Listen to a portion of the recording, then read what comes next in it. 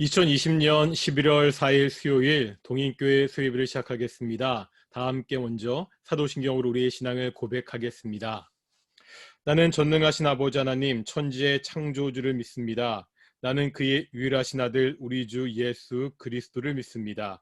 그는 성령으로 잉태되어 동정녀 마리에게서 나시고 본디오 빌라도에게 고난을 받아 십자가에 못 박혀 죽으시고 장사된 지 사흘 만에 죽은 자 가운데서 다시 살아나셨으며 하늘에 오르시어 전능하신 아버지 하나님 우편에 앉아 계시다가 거기로부터 살아있는 자와 죽은 자를 심판하러 오십니다. 나는 성령을 믿으며 거룩한 공교회와 성도의 교제와 죄를 용서받는 것과 몸의 부활과 영생을 믿습니다. 아멘. 함께 찬양하시겠습니다. 찬송가 436장입니다. 찬송가 436장 함께 찬양하시겠습니다. 436장입니다. 나 이제 주님의 새 생명 얻은 몸 옛것은 지나고 새 사람이로다. 그 생명 내 맘에 강같이 흐르고 그 사랑 내게서 해같이 빛난다. 영생을 누리며 주 안에 살리라. 오늘도 내일도 주 함께 살리라.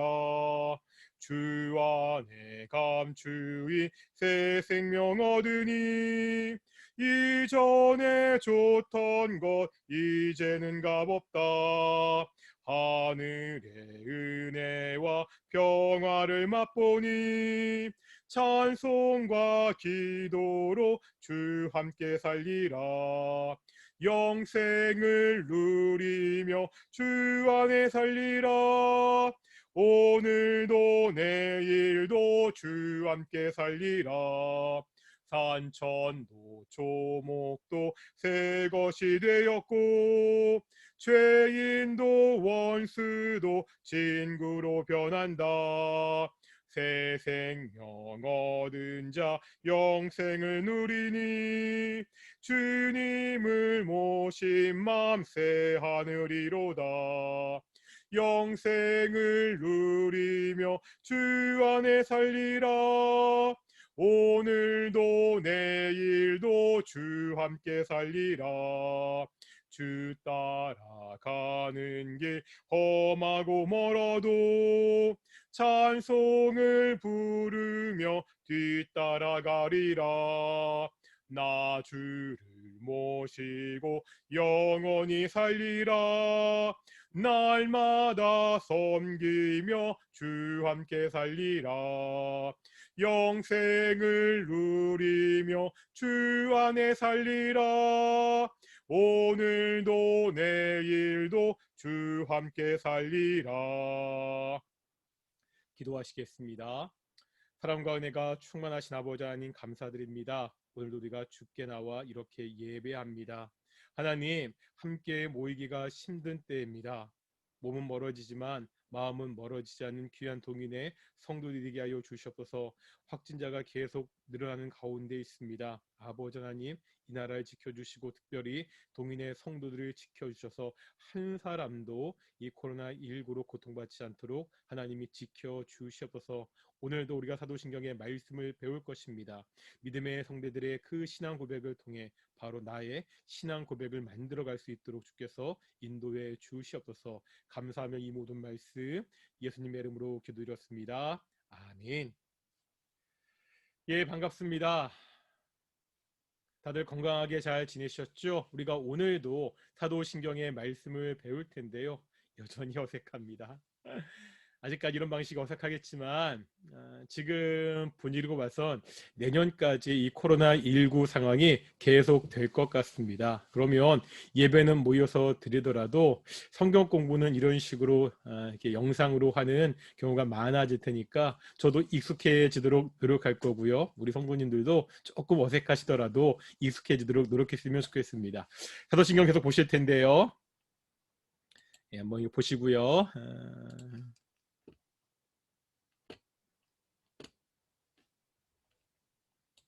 예, 사도신경 이제 화면이 나왔죠? 잠깐만요. 여기를 정리해야 돼 가지고요.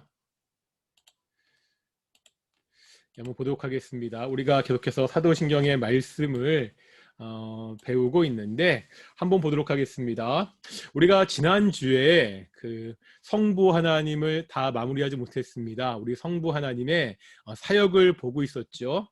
성부 하나님의 사역은 크게 세 가지가 있다고 말씀드렸습니다. 뭔지 기억나시나요? 첫 번째, 작정. 두 번째 뭐였죠? 두 번째는 창조, 마지막 세 번째는 섭리였습니다. 그 중에 우리가 사도신경은 창조주 하나님을 고백한다고 그렇게 말씀드렸습니다. 그래서 우리가 지난주에 창조에 대해서 조금 살펴봤죠. 그래서 창조 선언의 의미를 봤습니다. 창세기 1장 1절에 보면 태초에 하나님이 천지를 창조하신다 이렇게 말씀하고 있죠. 그런데 이 창조 선언은 몇 가지 의미가 있다고 말씀드렸습니다. 첫째, 언제 이 창조가 이루어졌는지 우리에게 말씀하고 있죠. 두 번째 뭐죠? 무엇을 창조하셨는지. 세 번째, 어떻게 창조하셨는지를 우리에게 가르치고 있습니다. 그렇다면 창조는 언제 되었죠? 창세기 1장 1절과 요한복음 1장 1절에 보면 태초에 하나님이 천지를 창조하시니라. 요한복음 1장 1절에는 태초에 말씀이 계시니라. 창세기 1장 1절의 태초와 요한복음 1장 1절의 태초가 다르다고 말씀드렸습니다. 어떻게 달랐죠? 요한복음 1장 1절의 태초는 말 그대로 영원 전, 언제인지 모르는 그 영원한 전, 그 태초를 이야기합니다. 그 영원 전 태초부터 말씀, 성자 예수님이 계셨습니다. 그러다가 태초에 창세기 1장 1절 태초에 어느 특정한 시기가 되었을 때, 그러니까 비기닝 포인트가 되겠죠. 창조가 시작되었다고 그렇게 말씀하고 있습니다. 두 번째, 창세기 1장 1절 우리에게 무엇을 가르쳐 주죠? 무엇을 창조하였는지를 우리에게 가르쳐 주고 있습니다. 그렇죠? 어떤 말씀이었죠? 창세기 1장 1절에 보면 태초에 하나님이 무엇을? 천지를 창조하셨다 이렇게 말씀하고 있습니다. 하나님께서 천지 모든 우주 만물을 창조하셨습니다. 이때 창조의 의미가 있죠. 창세기 1장에 보면 하나님이 6일 동안 천지를 창조하시는데 두 가지 히브리어 동사가 나온다고 말씀드렸습니다. 첫 번째가 바라라는 동사고 두 번째가 아사라는 동사입니다. 바라라는 말은 창조하다 그런 뜻이고 아사라는 말은 만들다는 뜻입니다. 그래서 창세기 1장 1절, 21절, 27절 1절에 처음 태초를 창조하셨을 때 21절에 동물을 창조하셨을 때 27절 사람을 창조하셨을 때 이 바라가 사용되었습니다. 그러니까 바라란 말은 무에서 무언가를 창조하는 거예요. 아무것도 없는 상태에서 무언가를 창조했을 때 바라라는 동사가 사용됩니다. 다음 아사라는 말은 6절, 16절, 25절, 26절에 그렇게 사용되고 있습니다. 이거는 기존에 있던 것에서 새로운 것을 만들 때 사용되는 그러한 동사입니다. 창세기 1장 1절은 바라라는 동사를 통해서 하나님의 창조는 아무것도 없는 완전한 무에서 새로운 것을 창조하셨다는 것을 우리에게 가르쳐주고 있습니다. 다음은 우리가 창조자 하나님을 통해서 6일 동안의 창조를 배웠습니다. 기억나시나요? 첫째 날 뭐였죠? 첫째 날 빛이었습니다. 둘째 날 궁창, 셋째 날 바다, 육지, 그 다음에 식물을 창조하셨습니다. 넷째 날 뭐죠? 해, 달, 별. 5일째 뭐였죠? 하늘의 새와 바다의 물고기. 6일째는 동물과 사람을 창조하셨습니다. 이 6일간의 창조가 그냥 외우는 게 아니라 서로 간에 논리적인 연관이 있고 질서가 있습니다. 어떻게 했냐면요. 첫 번째, 우리가 1일과 4일, 2일과 5일, 3일과 6일 이렇게 볼 필요가 있는데, 그러기 위해서는 우리가 봐야 되는 성경 구절이 있습니다. 창세기 1장 2절에 보면 이렇게 말씀하고 있습니다. 다 같이 한번 우리 창세기 1장 2절 말씀 보실까요? 어떤 말씀이 있죠? 땅이 혼돈하고 공허하며. 그러니까 이 땅이 창조되기 전에 이 땅이 어떠한 상태였느냐? 혼돈하고 다음 어떤 상태라고요? 공허한 상태였습니다. 혼돈은 막 무질서하게 섞여 있는 거잖아요.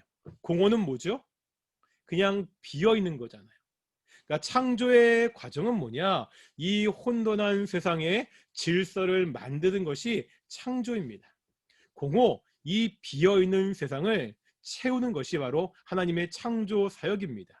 그래서 우리 천지창조 1일부터 6일까지 보면 1일부터 3일까지는 이 혼돈한 세상에 질서를 만드는 과정입니다. 그리고 4일부터 6일째까지는 뭐겠어요? 공허, 비어있는 이 세상을 채우는 그러한 창조의 사역입니다. 그래서요, 첫째 날 빛을 창조하셨죠. 빛을 통해서 어둠과 밤과 낮을 나누셨습니다. 밤과 낮이 뒤섞여 있는데 이 빛을 통해서 밤과 낮을 나누셨습니다. 둘째 날은 뭐죠? 궁창을 창조하셨습니다. 이 궁창, 이 하늘, 공중을 창조하신 거거든요. 그래서 궁창 위의 물과 궁창 아래의 물로 나누셨습니다. 이 섞여 있던 물이 이제 궁창을 기준으로 궁창 위의 물과 궁창 아래의 물로 이렇게 나뉘게 되는 거예요. 셋째 날은 바다와 육지가 나눠진 거죠. 원래 온 지면에 바다가, 그러니까 물이 가득 차 있었는데 그 물들이 함께 모이면서 물들이 모인 곳을 바다라 부르고 물들이 사라진 곳, 땅이 드러난 곳을 육지라 부르게 됩니다. 그래서 1일부터 3일까지의 사역은 나누는 사역, 혼란한 세상에 질서를 만드는 그런 사역이었습니다.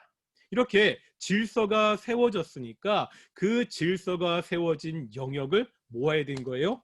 아직까진 공허 비어 있습니다. 그 빈 질서를 채우는 것이 4일부터 6일까지의 사역입니다. 첫째 날 빛을 창조하셨죠.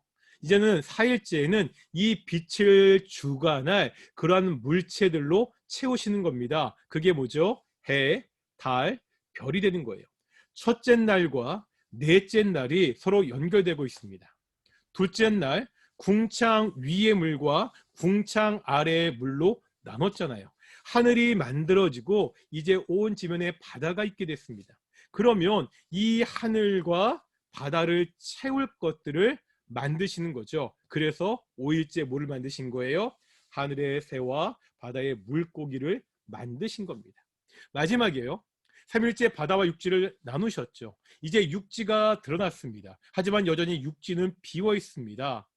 물론 3일째 식물의 창조가 있는데 이건 좀 복잡한 내용이니까 3일째 식물이 창조되었다 이렇게 그냥 알고 넘어가시면 되고요. 그냥 일단 바다와 육지가 창조가 되었지만 여전히 육지가 비어 있으니까 이제 육지를 채워야 됩니다. 육지를 채우는 사역이 며칠째 이루어진 거예요? 제 6일째 동물, 사람을 통해서 이 비어있는 공허한 육지가 채워지게 되는 겁니다. 다시 한번 보도록 하겠습니다. 우리가 하나님의 창조 사역을 보고 있는데 창세기 1장에 보면 하나님은 1일부터 6일까지 이 세상을 창조하셨다고 그렇게 말씀하고 있습니다. 한번 1일부터 6일까지 창조 사역을 쭉 한번 해볼 텐데요. 그냥 외우는 것이 아니라 이해하셔야 돼요. 1일부터 3일까지는 뭐 하는 거라고요? 나누는 겁니다. 4일부터 6일까지는 뭐 하는 거죠? 나눠서 비어있는 공간을 채우는 거예요. 그래서 첫째 날 뭐죠? 첫째 날 빛. 그래서 빛과 어둠, 낮과 밤을 나누시고 둘째 날 뭐죠? 궁창 위의 물과 궁창 아래의 물을 나누시고 셋째 날 뭐죠? 천하의 물이 한 곳에 모이게 하셔서 바다와 육지와 식물을 만드셨습니다. 이제 4일째 뭐 하는 거죠? 4일째 빛을 창조하셨으니까 이 빛을 주관하는 해와 달과 별을 만드시고, 5일째는 궁창 위의 물, 하늘과 궁창 아래의 물, 바다가 있으니까 하늘의 새, 바다의 물고기를 만드셨습니다. 마지막 6일째는 뭐를 창조하신 거죠? 육지가 드디어 생겼으니까 이 육지를 주관할 동물과 사람을 만드셨습니다. 그래서 창세기 1장 2절에 있는 혼돈하고 공허한 세상을 하나님께서 질서 있게 만드시고 채우는 사역이 바로 하나님의 6일간의 사역이었습니다. 우리가 이렇게 해서 하나님의 성부 하나님의 사역을 보았습니다. 성부 하나님은 전능하신 분이라고 말씀드렸습니다. 그런데 전능하신 그 하나님이 우리의 아버지가 되십니다. 전능하시고 우리의 아버지가 되시는 그 하나님께서 바로 이 땅을 창조하신 창조주라고 사도신경은 우리에게 가르치고 있습니다. 이제 다음 보겠습니다. 다시 한번 사도신경의 구조를 볼 텐데요. 사도신경의 구조는 크게 셋으로 나눈다고 말씀드렸습니다. 어떻게 나누죠? 나는 믿습니다. 나는 믿습니다. 마지막, 나는 믿습니다. 그런데 첫째, 누구를 믿는다고요? 나는 성부 하나님을 믿습니다.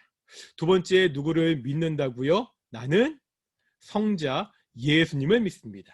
세 번째, 누구를 믿는다고요? 나는 성령 하나님을 믿습니다. 이렇게 고백하는 거죠. 우리가 이 중에서 우리가 오늘 아까까지 나는 믿습니다. 성부 하나님. 그래서 우리가 믿고 있는 그 성부 하나님이 어떠한 분인지를 함께 공부했습니다. 이제 오늘부터 11월 한 달 동안은 나는 믿습니다. 예수님. 우리가 믿고 있는 예수님이 누구신지를 배울 텐데요. 한번 보도록 하겠습니다. 나는 믿습니다. 예수님. 우리가 성자 하나님에 대해서 배울 때 성자 하나님이 누구시냐? 크게 둘로 나누어서 이야기했습니다. 빙과 두잉, 존재와 사역. 빙, 예수님은 누구신가? 두잉, 그 예수님이 무엇을 하셨는가? 사도신경에서 성자 예수님에 관한 부분도 이렇게 빙과 두잉 두 부분으로 나눌 수 있습니다. 첫째, 빙을 보겠습니다. 예수님은 누구라고 사도신경은 고백하고 있죠? 유일하신 아들이라고. 두 번째, 뭐라고요? 우리의 주님이시라고. 그리고 그리스도라고 이렇게 고백하고 있습니다. 이렇게 예수님이 유일하신 아들이시고 우리의 주님이시고 그리스도다 이렇게 고백하고 그 다음에 동정녀 마리아부터 시작해서 그 예수님이 무엇을 하셨는지를 쭉 설명하고 있습니다. 그래서 우리가 예수님에 관해 배울 때도 마찬가지로 먼저 예수님이 누구신지 예수님의 빙을 배우고 그 다음에 예수님이 하신 일을 함께 보도록 하겠습니다. 보겠습니다. 우리가 유일하신 하나님, 유일하신 주, 그 다음에 유일하신 주, 그 다음에 하나님 유일하신 아들, 우리의 주, 그 다음에 예수님이 그리스도가 되신다. 이것을 배울 텐데 먼저 우리가 가장 많이 알지만 제대로 이해하지 못하는 예수 그리스도 이 말을 좀 먼저 오늘은 배우도록 하겠습니다. 예수 그리스도 우리가 참 많이 쓰는 말입니다. 많이 배웠던 말입니다. 그런데 정작 이 말에 대해서 자세히 여쭤보면 제대로 대답하는 경우가 많지 않은 것을 보게 됩니다. 한번 여쭤볼게요. 예수 그리스도 어떤 뜻이죠? 이 말은요, 두 단어로 이루어졌습니다. 어떤 단어죠? 예수라는 말과 다음에 그리스도라는 말입니다. 예수라는 단어와 그리스도라는 단어가 있는데 이 두 단어가 이렇게 단순하게 붙어 있는 그런 말은 아니라는 거예요. 그냥 예수 그리스도로는 예수라는 단어와 그리스도라는 단어가 그냥 붙어 있는 그런 두 개의 단어가 붙어서 만든 말이 아니라는 겁니다. 영어로 예수가 뭔지 아시나요? Jesus입니다. 그리스도는 크라이스트입니다. 영어로 이야기했을 때 이 지저스와 크라이스트 사이에, 이 예수와 그리스도 사이에 단어 한 가지가 들어가면 됩니다. 그게 어떤 단어냐? is라는 단어입니다. 그럼 뭐가 되냐면 Jesus is Christ. Jesus is Christ. 이런 뜻입니다. 예수가 그리스도다. 무슨 뜻이라고요? 예수가 그리스도다. 예수 그리스도 이렇게 말할 때 이 말은 단순하게 예수라는 단어와 그리스도라는 단어, 이 두 단어가 합해진 말이 아니라 한 문장이라는 거예요. 어떤 문장이라고요? 예수님이 그리스도이시다. 예수가 그리스도다. 그러니까 이 말은, 이 말 자체가 신앙 고백입니다. 예수 그리스도 이렇게 말할 때 이 말은 예수님이 그리스도가 되십니다는 신앙 고백을 가지고 있는 그런 말입니다. 그렇다면 도대체 예수님이 그리스도가 되신다, 이 말이 어떤 말이기에 성경에 보면 예수 그리스도 이렇게 많이 사용되는지 한번 보도록 하겠습니다. 먼저 예수라는 말을 보도록 하겠습니다. 예수라는 말이 있죠. 이 예수라는 말의 뜻이 뭐죠? 아시나요? 우리가 그 사도신경 성부 하나님을 배울 때 구약의 많은 이름에는 그 뜻이 있다고 말씀드렸죠. 예수라는 이름에도 그 이름 자체의 뜻이 있습니다. 다 같이 한번 마태복음 1장 보시겠습니다. 마태복음 1장 21절입니다. 마태복음 1장 21절입니다. 찾으셨나요? 같이 한번 읽어보겠습니다. 시작. 아들을 낳으리니 이름을 예수라 하라. 이는 그가 자기 백성을 그들의 죄에서 구원할 자이심이니라 하니라. 아들을 낳을 텐데 그 이름을 예수라 해라. 어떤 뜻이라고요? 이는 저가 자기 백성을 그들의 죄에서 구원할 것이다. 그러니까 예수라는 이름의 뜻은 그 자체에 구원자라는 뜻이 있습니다. 이름과 비슷한 뜻을 가진 구약 성경의 이름이 있습니다. 여호수아, 호세아입니다. 하나님은 구원이시다, 이런 뜻을 가지고 있습니다. 그러니까 예수라는 이름의 뜻도 뭐라고요? 예수님은 구원이시다, 이런 뜻을, 그러니까 구원이시다, 이런 뜻을 가지고 있습니다. 예수라는 이름에는. 그러니까 뜻이 좋다 보니까 예수님 당시에 예수님 말고도 이 예수라는 이름을 가진 사람들이 굉장히 많았습니다. 저도 그 포털 사이트에서 제 이름 김덕종을 치면 이제 목사 김덕종, 뭐 동인교회 담임 목사 김덕종, 그 저에 대한 소개도 나오지만 저와 똑같은 이름을 가진 탁구 선수도 있고요. 어느 동네 동장님도 있고요. 그리고 한의사 선생님도 있으시더라고요. 제 이름이 그렇게 좋은 이름 같지는 않은데 저와 똑같은 이름을 가진 사람들이 꽤 많이 있거든요. 마찬가지로 예수님 당시에 예수라는 이름의 뜻이 좋으니까 이 구원자라는 이름을 가진, 예수라는 이름을 가진 사람들이 굉장히 많았습니다. 그러니까 예수라는 것은 사람들이 예수님을 부르는 예수님의 이름이었던 거예요. 예수라는 사람들이 많으니까 구별해야 되잖아요. 그래서 예수님 이름 앞에 붙이는 말이 있습니다. 우리나라도 보면 그 며느리가 지금 많이 안 그러는데 시집을 오면은요, 그 출신 지역을 불러서 이렇게 부르잖아요. 예를 들어서 전주에서 시집 왔다, 그럼 뭐라 부르죠? 전주댁. 부산에서 시집 왔다, 부산댁.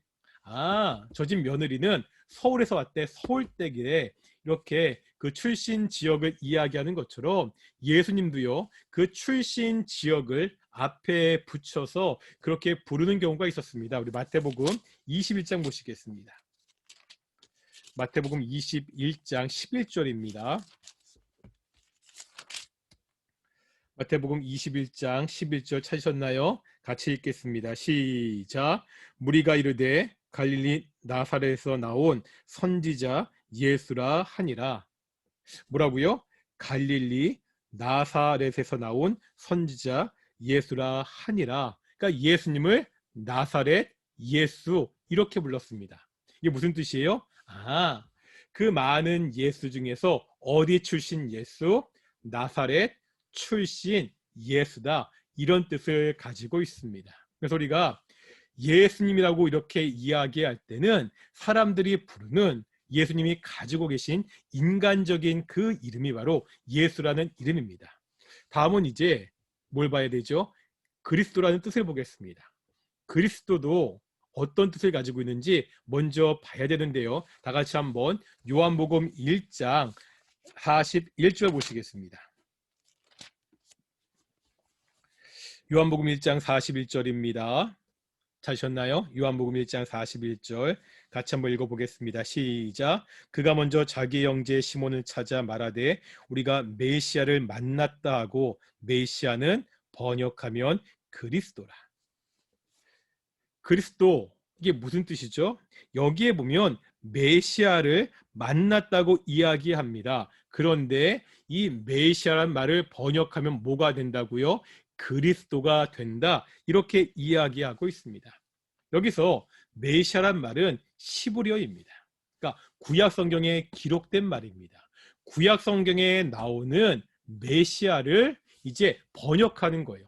신약 성경은 어느 나라 말로 되어 있죠? 그리스도, 헬라어로 되어 있습니다. 시브리어로 되어 있는 이 메시아라는 말을 헬라어로 번역하면 어떤 뜻이 된다고요? 그것이 그리스도가 된다. 그런 말입니다. 다시 말하면 그리스도라는 말은 말의 뜻이 뭐예요? 메시아와 같은 겁니다. 그럼 구약시대 메시아는 어떤 뜻을 가지고 있었습니까? 그 말 자체의 뜻은 기름 부은 받은 자란 뜻입니다. 그러니까 그리스도라는 말도 똑같은 뜻을 가지고 있는 거예요. 그리스도라는 말도 어떤 뜻을 가지고 있는 거예요? 기름 부은 자라는 뜻을 가지고 있습니다. 우리가 구약 성경에서 기름을 붓는 게 어떤 의미가 있죠? 어떤 사람을 특별한 직책, 직분에 임명할 때 기름을 부었습니다. 어떤 직분이었죠? 다윗이 왕이 될 때 사무엘이 그의 머리에 기름을 부었습니다. 이것처럼 첫 번째 왕을 세울 때, 두 번째 제사장을 세울 때, 마지막 선지자를 세울 때 이렇게 기름을 부었습니다. 그러니까 메시아, 그리스도라는 말은 기름 부은 자라는 뜻을 가지고 있습니다. 그렇다면 다시 한번 보겠습니다. 예수 그리스도 어떤 뜻이 되느냐? 예수, 구원자라는 사람의 이름입니다. 두 번째, 그리스도. 그런데 이 말이 단순히 예수가 그리스도, 예수 그리스도 이 말을 붙인 말이 아니라고 말씀드렸습니다. 예수는 뭐라고요? 나사렛 출신의 한 남자의 이름입니다. 아버지가 누구죠? 아버지가 요셉이죠. 어머니가 마리아입니다. 직업이 목수였던, 나사렛에서 자랐던 한 남자의 이름이 예수였습니다. 그런데 예수 그리스도는 그 남자가 누구라는 거예요? 그리스도라는 뜻입니다. 다 같이 한번 사도행전 5장 보시겠습니다. 사도행전 5장 42절입니다. 찾으셨나요? 사도행전 5장 42절 다 찾으셨죠? 5장 42절 우리가 다 같이 한번 읽어보겠습니다. 5장 42절입니다. 시작. 그들이 날마다 성전에 있든지 집에 있든지 예수는 그리스도라라고 가르치기와 전도하기를 그치지 아니하리라. 그러니까 지금 사도들이 가르치고 전도하기를 그치지 아니했다는 거예요. 그런데 사도들이 가르치고 전도했던 내용이 뭐라는 거예요? 예수는 그리스도라고. 그러니까 예수가 그리스도, 나사렛 출신, 그 목수의 아들, 자신도 직업이 목수인 그 예수가 알고 봤더니 누구라는 거예요? 그리스도, 메시아라는 겁니다. 그리스도는 누구라고요? 기름 부은 자입니다. 이스라엘 백성들에게 메시아는 이 땅의 왕으로, 선지자로, 제사장으로 우리를 구원하게 하기 위해 오신 구원자를 의미했습니다.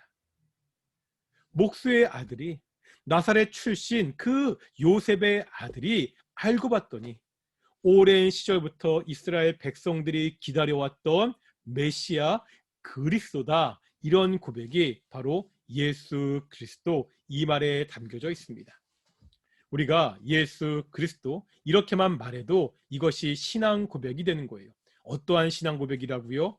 예수가 그리스도이십니다. 예수가 우리의 구원자가 되십니다. 이러한 신앙 고백을 가진 예수님에 대한 고백이 바로 예수 그리스도입니다. 우리가 오늘은 여기까지만 살펴보고요. 다음 주에 좀 더 예수님에 대해서 자세히 함께 보도록 하겠습니다. 오늘은 예수님에 대해서 배웠습니다. 우리가 예수님에 대해서도 두 가지로 나누어서 배운다고 말씀드렸습니다. 첫 번째는 빙이고 두 번째는 비잉입니다. 두 번째는 두잉입니다. 그 중에서 오늘은 예수 그리스도, 예수가 우리의 그리스도가 되신다는 나사렛 출신의 목수의 아들 예수가 바로 우리의 메시아, 기름 부원자, 구원자가 되신다는 이 사실을 함께 배웠습니다. 우리가 다음 주에는 좀 더 본격적으로 예수님에 대해서 배우도록 하겠습니다. 함께 기도하시겠습니다. 거룩하고 존귀하신 아버지 하나님 감사드립니다. 오늘도 우리가 수예배를 통해서 예수님이 누구신지 배우게 하심을 감사드립니다. 우리가 알고 우리가 믿고 있는 그 예수님이 우리를 구원하기 위해 이 땅에 오신 메시아 그리스도가 되심을 정말로 감사드립니다. 우리가 이 사실을 잊지 않도록 하여 주시옵시고 우리의 구원자 되신 예수님을 따라 살아가는 귀한 동인의 성도들이 될 수 있도록 인도해 주시옵소서. 감사함의 이 모든 말씀 예수님의 이름으로 기도드렸습니다. 아멘. 주기도문 하시겠습니다. 하늘에 계신 우리 아버지, 아버지 이름을 거룩하게 하시며 아버지의 나라가 오게 하시며 아버지의 뜻이 하늘에서와 같이 땅에서도 이루어지게 하소서.